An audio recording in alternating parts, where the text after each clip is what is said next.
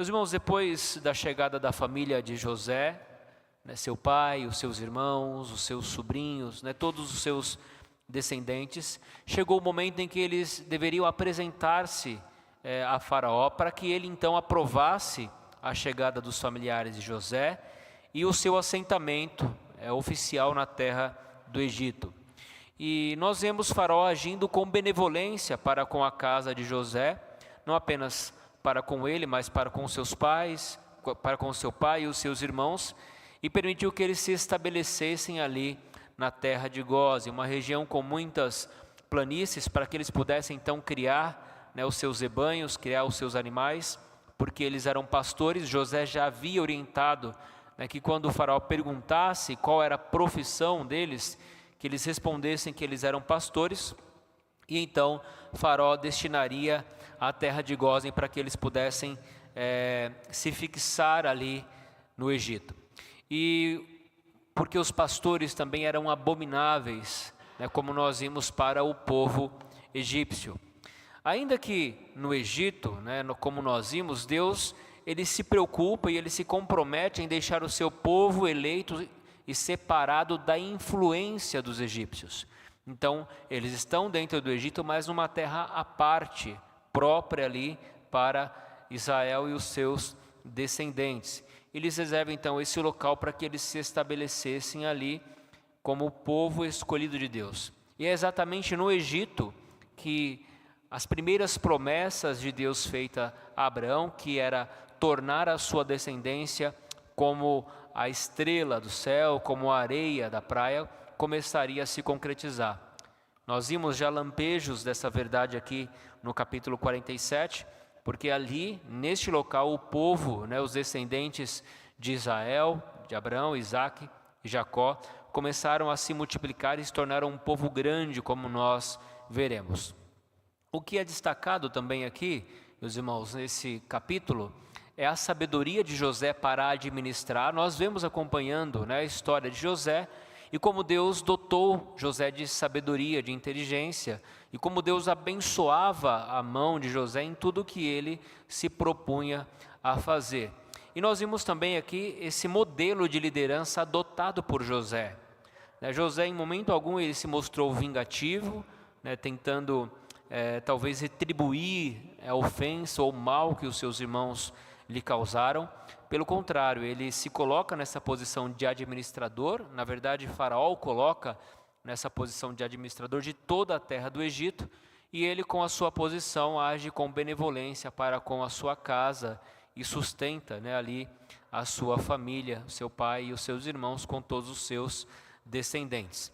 E é claro que nós devemos notar que apenas 2 anos daqueles 7 anos de vacas magras haviam se passado. Então haveriam mais 5 anos de fome na terra. E José, obviamente com a sabedoria que Deus lhe deu, orientou o faraó que recolhesse bastante cereal no período das 7 vacas gordas, dos 7 anos de fartura, para que eles pudessem então ter mantimento no período da seca, que se espalhou ali por todo o mundo conhecido. E José então vai pegar 5 dos seus irmãos e vai apresentar a Faraó.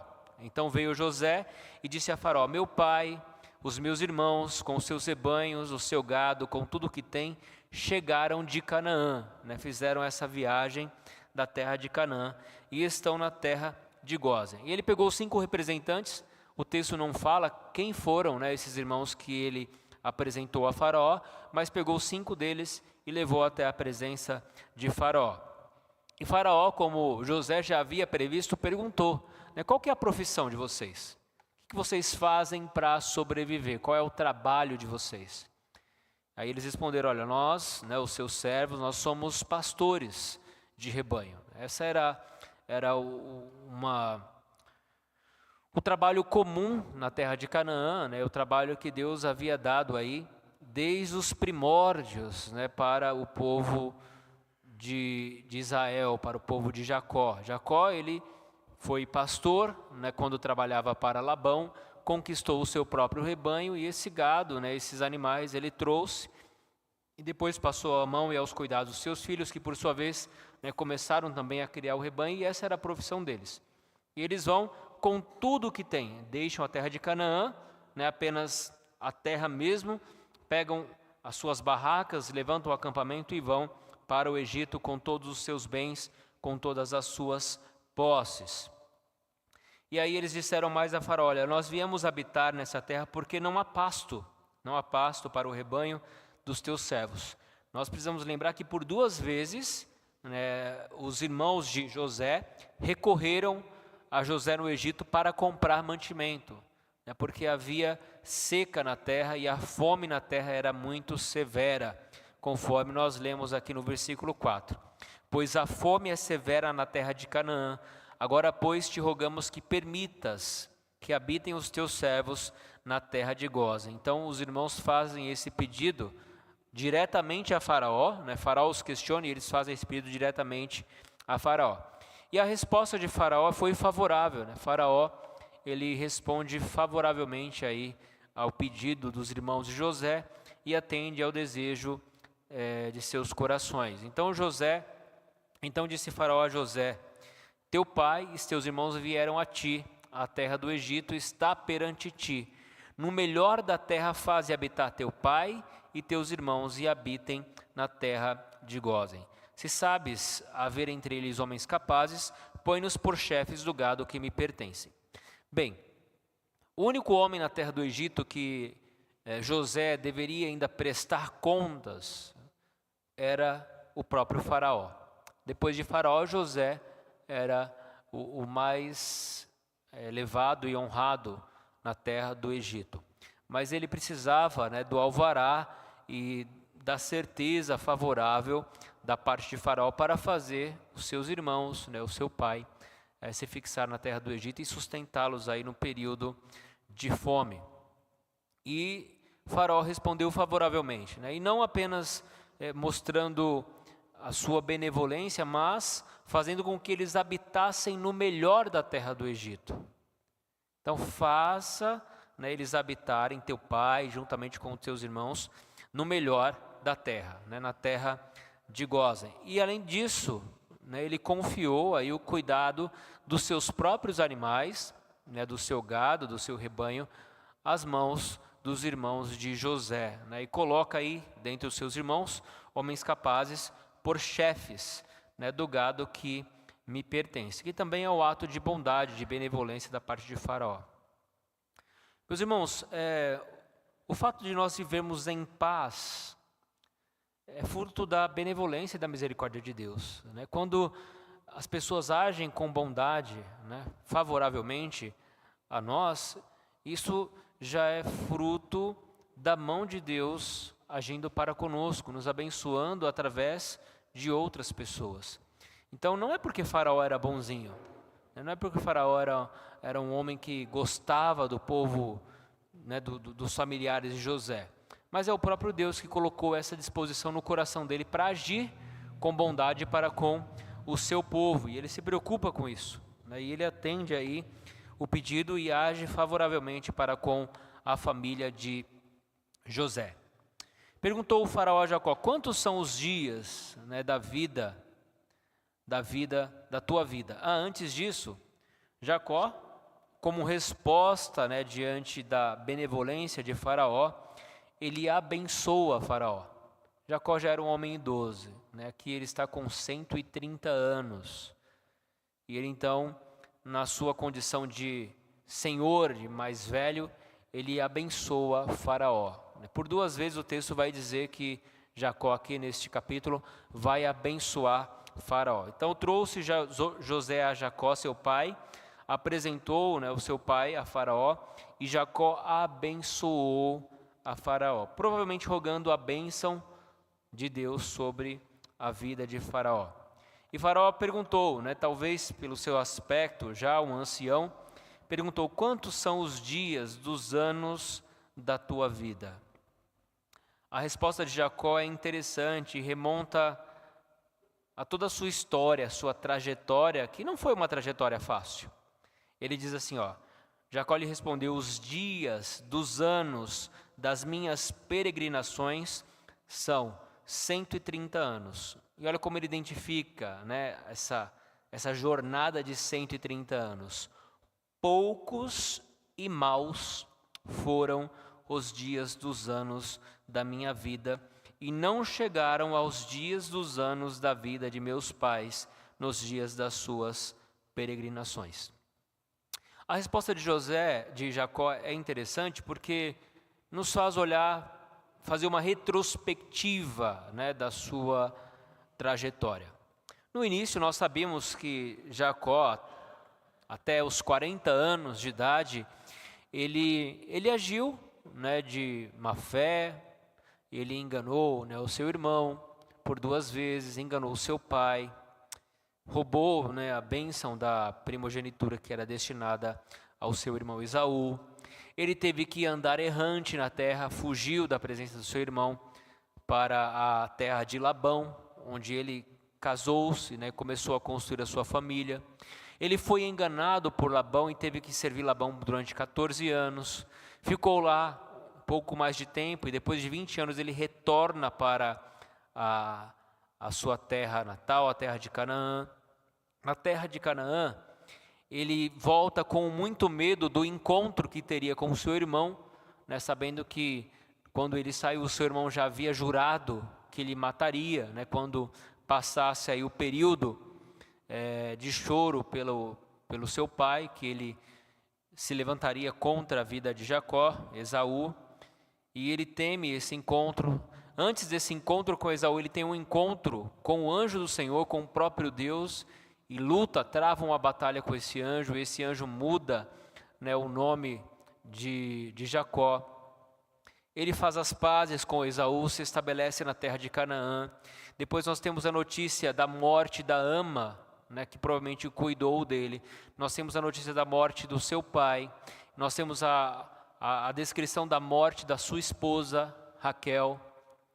E depois disso, quando seus filhos já estavam, né, jovens, aí, maduros, de modo repentino, seu filho José some e ele chora a morte de um filho vivo, né, diante da mentira dos seus filhos mais velhos que o venderam como escravo ao Egito.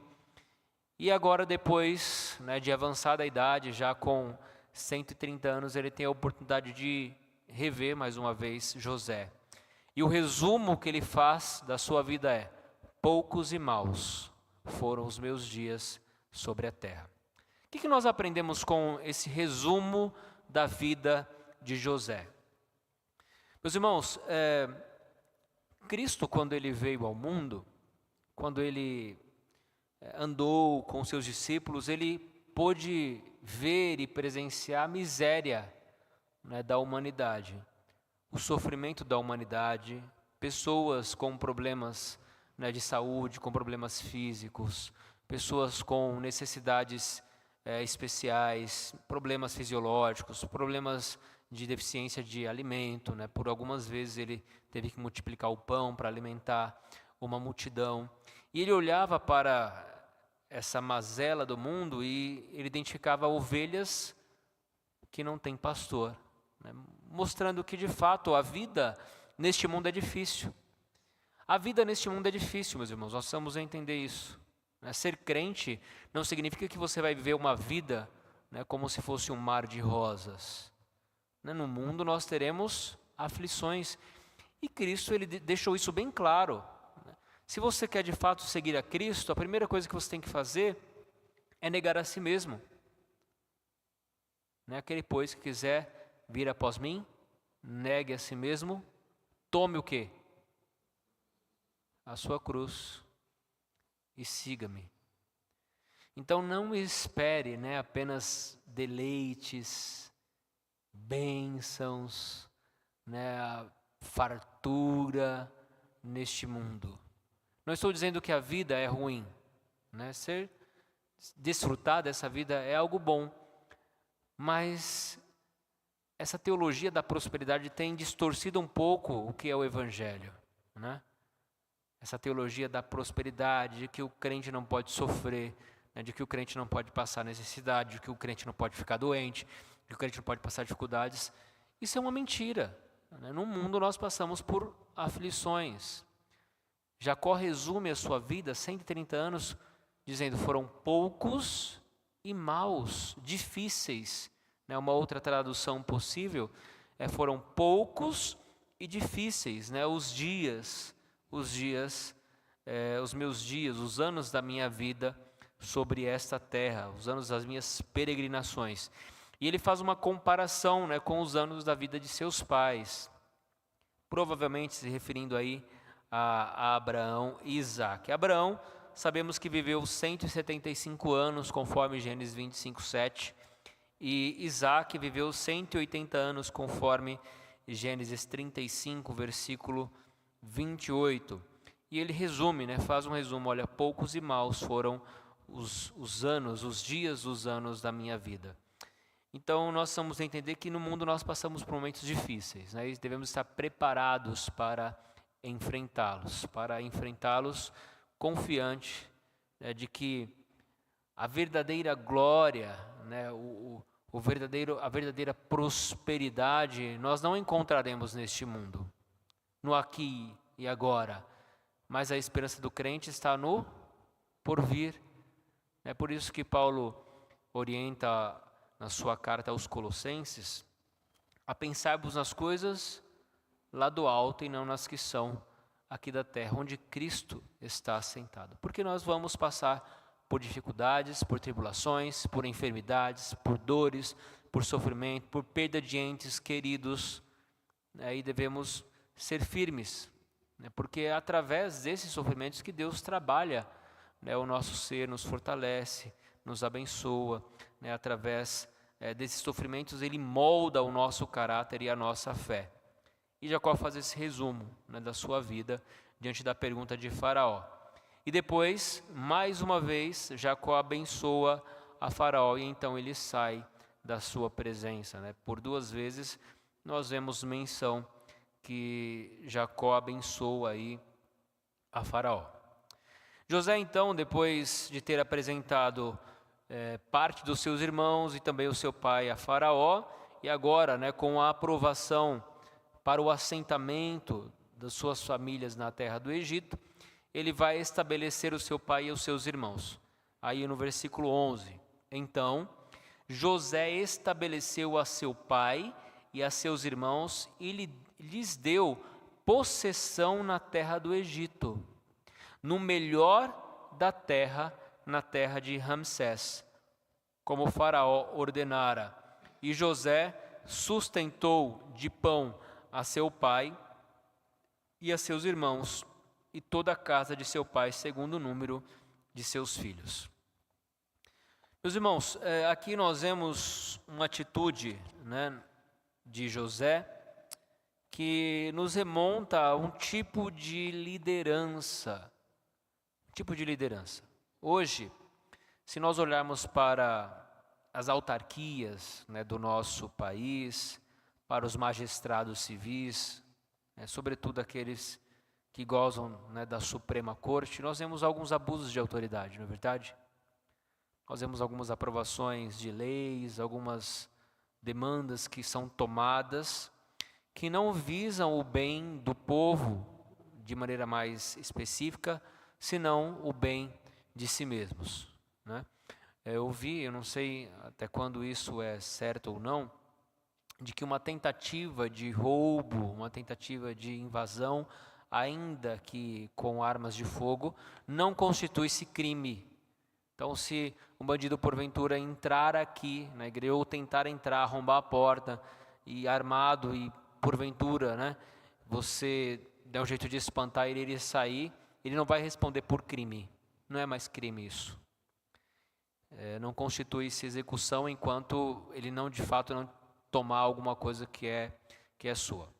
E o contrário, se você porventura reagir, né, e por acaso tiver a oportunidade de matar esse indivíduo que tenta entrar armado na sua casa, aí sim, você vai responder criminalmente pelo seu ato.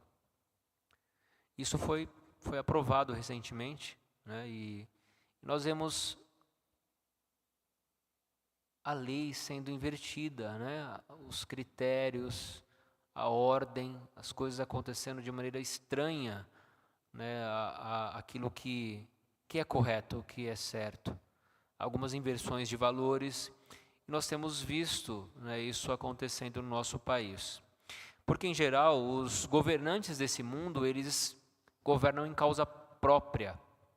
Agora, José, mesmo estando na posição, né, como o grande governante da terra do Egito, ele não se preocupa, mesmo podendo fazê-lo, em agir contra os seus irmãos, né, ou de maneira vingativa, deixar que eles perecessem de fome diante desse grande período de seca.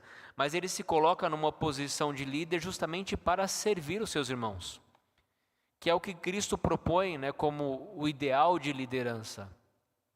E nós vemos isso acontecendo aqui nesse texto, né, quando José, depois de ouvir aí a sentença favorável para que eles pudessem se estabelecer, José, ele vai sustentar, né? A palavra sustentar, a palavra hebraica, aí é a palavra kol, que significa suportar, dar suporte, dar suprimento, assistência. Então, é o que ele faz com os seus irmãos e com o seu pai. José vai sustentar de pão seu pai e seus irmãos e toda a casa de seu pai, segundo o número de seus filhos. Ele está agindo numa posição de liderança não para se colocar acima ou para subjugar os que estão debaixo dele, mas para servir, que é o modelo ideal, né, conforme nós vemos de liderança. A liderança serviu, conforme nós vemos nas Escrituras Sagradas, sobretudo na pessoa de Jesus Cristo. E ele age dessa maneira com bondade para com a sua família, mesmo que eles outrora, no passado, não haviam agido com bondade para com ele. E a partir do versículo 13, nós vamos ver a sabedoria de José na administração do Egito e como as coisas se invertem nesse primeiro momento. Mais adiante, depois de alguns séculos, quando se levanta outro faraó que não conhecia José, esse faraó vai fazer o que com o povo de Israel? Vai escravizar. Agora, o que José faz aqui com o povo do Egito? Se torna escravos, né? E o que é interessante é que esse povo decide tornar-se escravo, né, no Egito, escravo de faraó, de bom grado, e ainda agradecem a José. Então nós temos uma inversão aqui que mais tarde isso vai mudar. Mais tarde é o povo de Deus, enquanto o povo de Deus nesse momento estavam livres, tinham a terra foi tomada dos egípcios. Agora, ali, para o povo de Deus, foi dada a terra a eles, para o seu assentamento. E José sustentava com a porção necessária para a manutenção, né, do seu pai e dos seus irmãos, enquanto que o próprio povo do Egito, foi escravizado por não haver pão. E José era sábio, né, ele tinha muita sabedoria e administrou muito bem, ganhou todo o Egito para Faraó. Aqui ele traz uma nota, né, de como estava o mundo naquela época. Ele diz, não havia pão em toda a terra porque a fome era muito, muito severa, de maneira que desfalecia o povo do Egito e o povo de Canaã.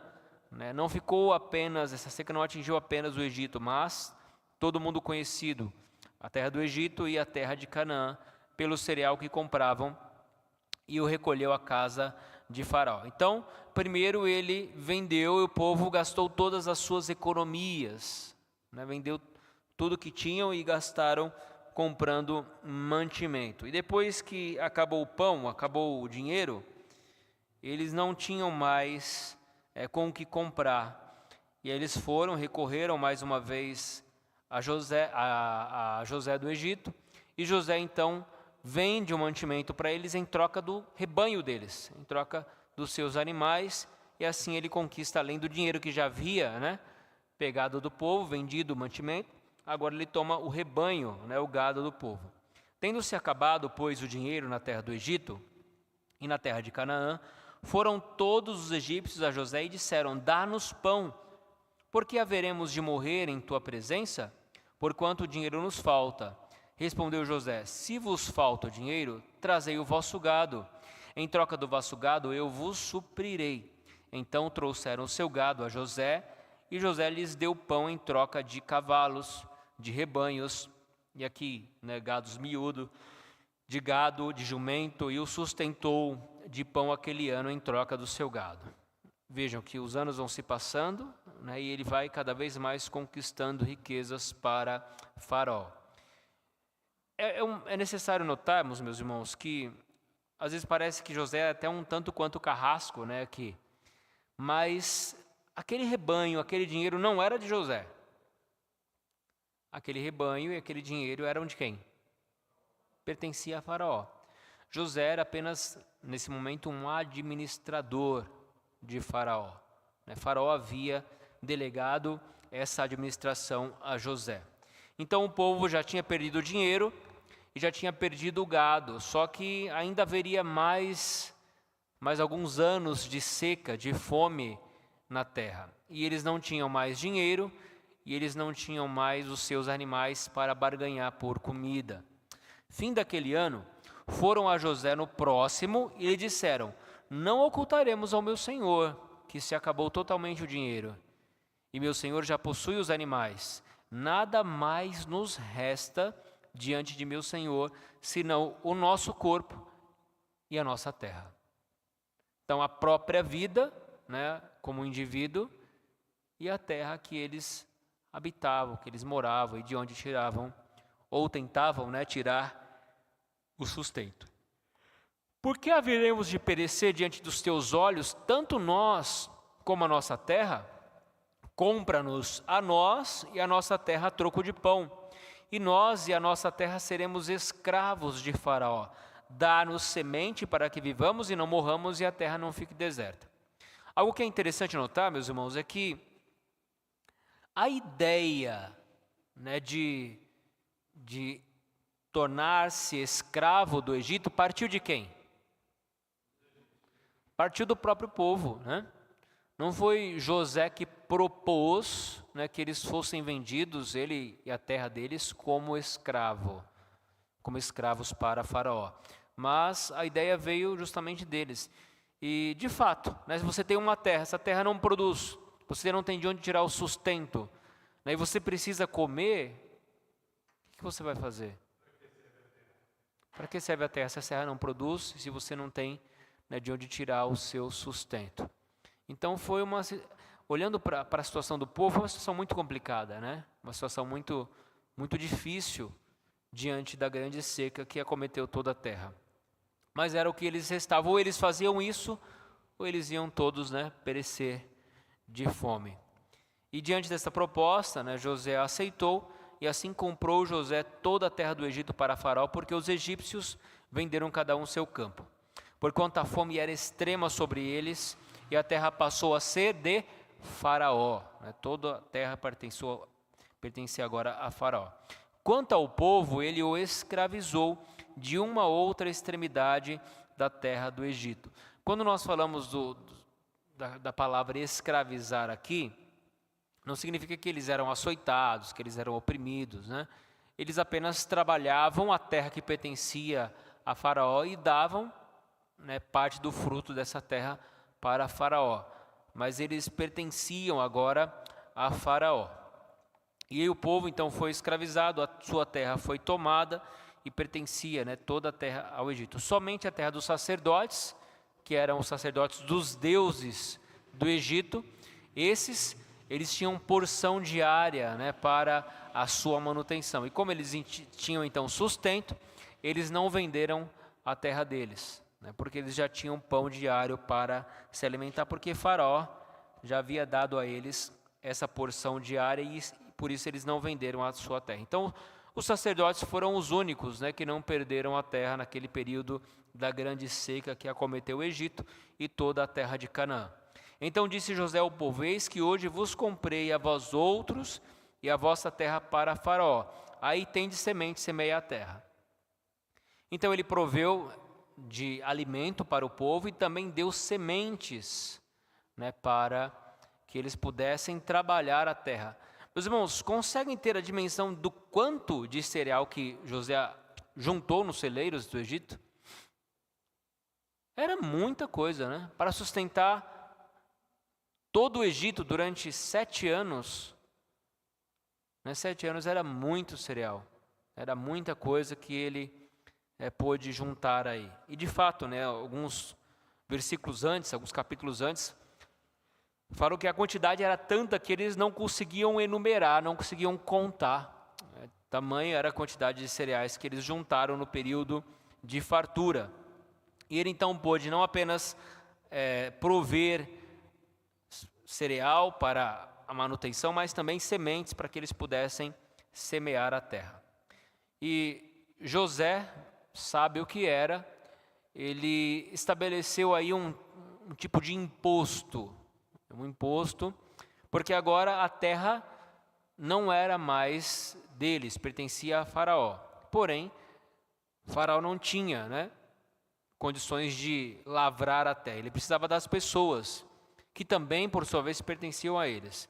Ele estabeleceu o seguinte: olha, você vai plantar, e se der 100 sacas de milho, 20 sacas, o quinto vai ser de Faraó, vai pertencer a Faraó. Você vai ter que pagar um imposto aí, um imposto de 20% de tudo aquilo que você colher a partir das sementes que você plantar.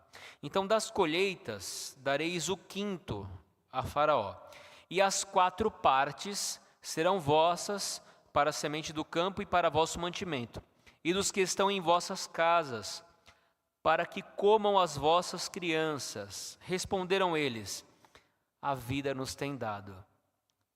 Veja só, depois disso tudo, depois dele ter escravizado o povo, comprado a sua terra, o seu gado, o seu dinheiro, eles viam isso como um ato de bondade e não como uma opressão. Como é que vocês enxergam esse evento aqui?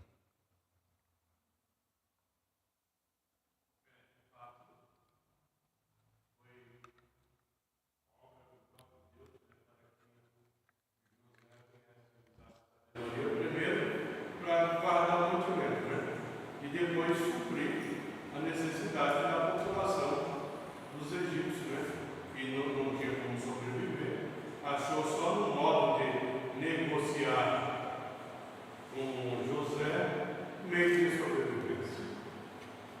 Meus irmãos, eu concordo com o sistema de José.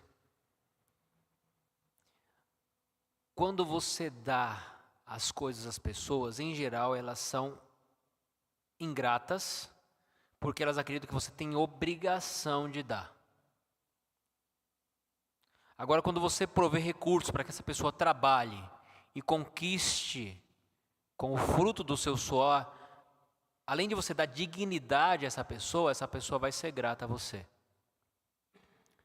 Então, eu acredito que, sim, deve ter Bolsa Família, deve ter assistência social, as pessoas que realmente necessitam e que não têm condições de trabalhar. Mas em vez de você dar uma esmola para a pessoa, por que você não dá condições de trabalho? Para que ela conquiste o seu pão com o fruto do seu suor. José fez isso. Justamente,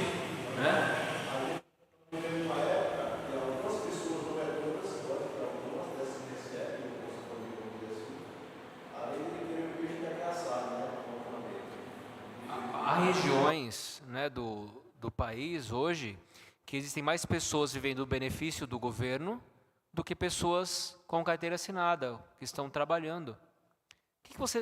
Qual é a cultura que você está criando num país como esse? Não é porque tem pessoa que ganha ali os seus R$600, deita na rede, compra uma cesta básica e o resto bebe de cachaça. Eu acredito que existem pessoas que realmente necessitam, ok? Que há lugares difíceis, que pessoas... Mas não seria mais fácil, por exemplo, criar poços para que a pessoa possa irrigar, dar incentivos fiscais para que a pessoa possa plantar e trabalhar a terra ou criar os seus animais. Eu estou apenas levantando uma questão que é própria do nosso tempo, fazendo esse contraste com o sistema de administração aqui. como você administra as coisas. José, ele deu condições para que as pessoas pudessem trabalhar, deu semente, olha, vocês vão plantar, vocês vão trabalhar a terra e vocês vão pagar uma porcentagem.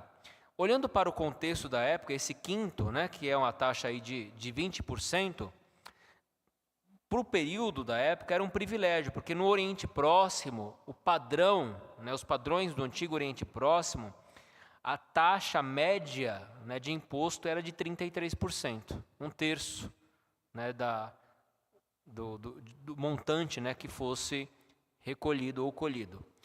E o povo do Egito, eles tinham que pagar 20%, mas eles deveriam para isso ter que trabalhar a terra, né? Então, quando você vê o povo dizendo, olha, a vida nos tem dado, você vê um povo sendo grato, porque se não fosse isso, eles iriam perecer de fome, iam todo mundo morrer, né, se porventura eles não tivessem esse recurso que José havia juntado. E ele diz, achemos mercê, ou seja, graça perante o meu Senhor e seremos escravos de Faraó. Eles se colocam de bom grado a isso, né?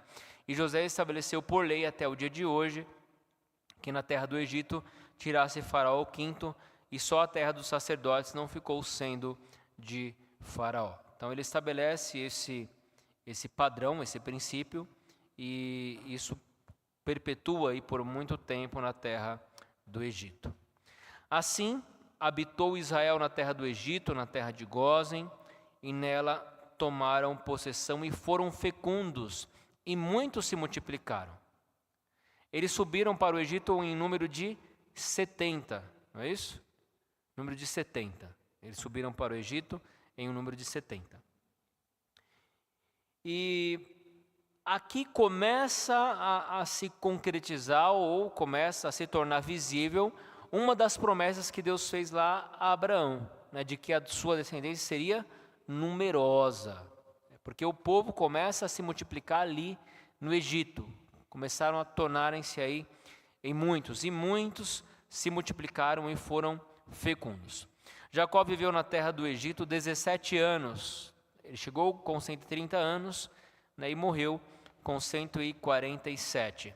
Só que quando ele estava perto já, né, da sua partida deste mundo, ele fez José prometer que o seu corpo não seria enterrado no Egito. Ele é embalsamado segundo os rituais egípcios e depois é levado, né, até o campo de Macpela para ser enterrado com os seus descendentes. Quando Jacó decide fazer com que José jurasse que o levaria, ele está firmado nas promessas do Senhor. Não é o Egito que Deus daria ao seu povo, é a terra de Canaã. Então ele se lembra das promessas de Deus e ainda, né, que ele viva lá no Egito, ele está confiante de que Deus há de cumprir essa promessa também, além da multiplicação, de se tornar um grande número, de que Deus daria toda a terra de Canaã aos seus descendentes. E ele então se propõe e faz José jurar, né? Se agora eu achei graça, mercê a tua presença, eu rogo-te que ponhas a mão debaixo da minha coxa e uses comigo de beneficência, por isso e de verdade, rogo-te que não me enterres no Egito, porém que eu jaza com meus pais, por isso me levarás do Egito e me enterrarás no lugar da sepultura deles. Respondeu José, farei segundo a tua palavra. Então lhe disse Jacó, jura-me. Ele jurou-lhe, e Israel se inclinou sobre a cabeceira da cama. Ele se inclinou, ainda não faleceu, né? No próximo capítulo nós vamos ver ele abençoando cada um dos seus filhos e a sua descendência antes da sua morte iminente. Meus irmãos, aqui começam o cumprimento das profecias de Deus, das promessas de Deus a Abraão. Lá em Êxodo, capítulo 1, no versículo 6 e 7, diz assim, faleceu José e todos os seus irmãos e toda aquela geração, mas os filhos de Israel foram fecundos e aumentaram muito e se multiplicaram e grandemente se fortaleceram, de maneira que a terra se encheu deles. O povo de Deus começou a crescer e cresceu no Egito. Bem, meus irmãos, o que nós aprendemos aqui com esse com esse capítulo? Primeiro, toda bondade vem da parte de Deus. É Deus quem mobiliza o coração das pessoas para que hajam de bondade para conosco. Deus mobilizou o coração de Faraó para que aceitasse a Jacó e os seus irmãos, os seus filhos e todos os seus descendentes na terra do Egito. Ele proveu o melhor da terra do Egito para que eles se assentassem ali, estabelecessem residência juntamente com os seus rebanhos, e tudo isso é fruto da providência de Deus, o cuidado de Deus para sustentar o seu povo nesse período de seca. O que nós aprendemos com isso?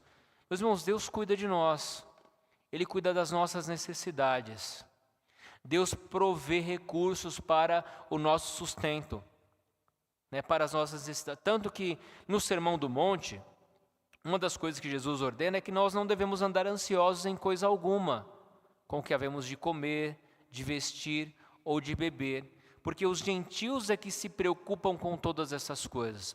Vosso Pai Celeste sabe do que necessitais, antes mesmo que nós o peçamos. Então, uma coisa que nós aprendemos é que Deus, Ele é um Deus da providência, é um Deus que cuida, é um Deus que sustenta, é um Deus que realmente age em favor da necessidade do seu povo. Isso é muito claro aqui no Egito. Enquanto toda a terra padecia de fome, os próprios egípcios vendiam a sua terra, o seu gado, os seus animais, a si mesmo como escravo. Deus estabeleceu lugar para o seu povo. Eles tinham a porção diária, eles tinham o seu rebanho, eles tinham a terra que Faraó havia dado a eles, enquanto o resto do mundo perecia, sendo vendido até mesmo como escravos em troca de alimento, em troca da própria vida. Então, Deus cuida daqueles que lhe pertencem.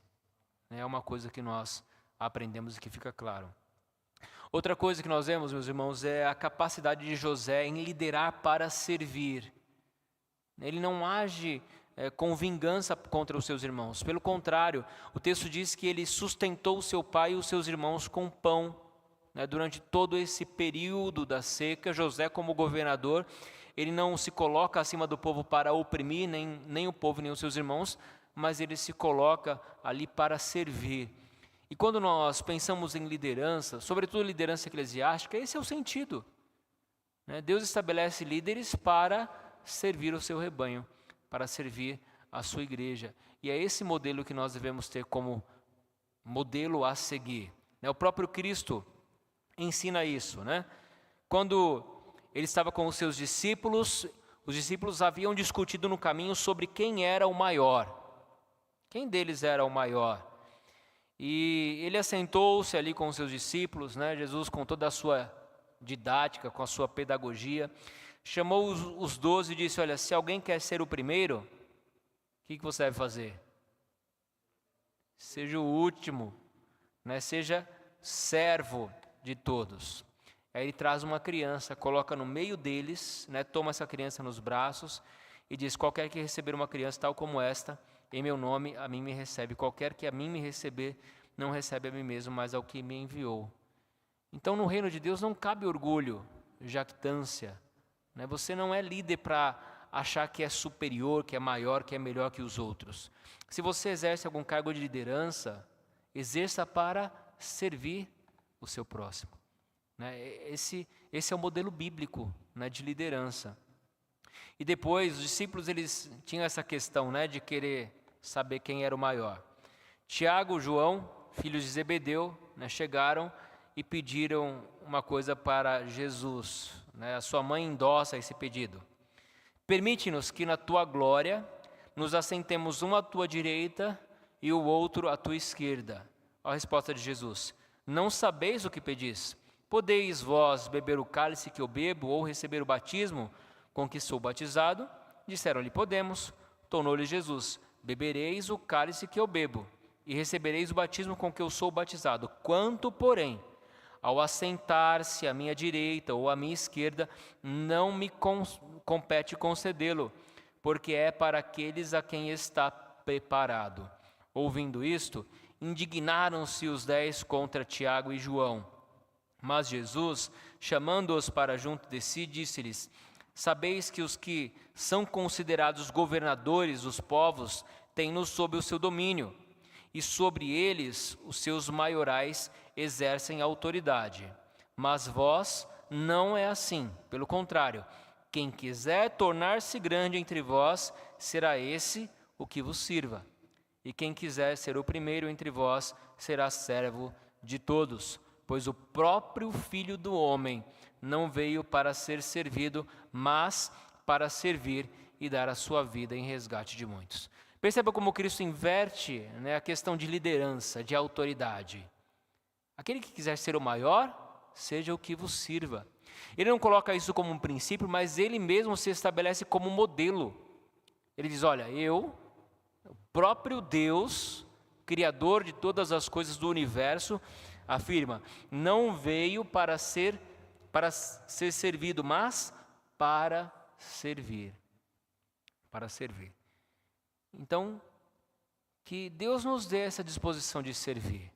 Né? Que Deus nos tire todo orgulho, toda jactância, toda arrogância, né? Quando estivermos exercendo cargos de liderança, que possamos sempre lembrar, né, da liderança de José, das ordenanças de Jesus e do próprio Cristo, né, que não veio para ser servido, mas para servir a ponto de entregar a sua própria vida em resgate do seu povo. Que Deus nos abençoe, né, que Deus nos dê sabedoria para administrar os nossos negócios, né, para administrar a casa do Senhor, aquilo que o Senhor tem colocado, né, nas nossas mãos, seja um pequeno ou grande negócio, que Deus nos dê sabedoria para administrar a nossa própria vida, né, a fim de que, com a sabedoria que vem do alto, possamos viver para a glória do Senhor e para servir uns aos outros no temor de Cristo.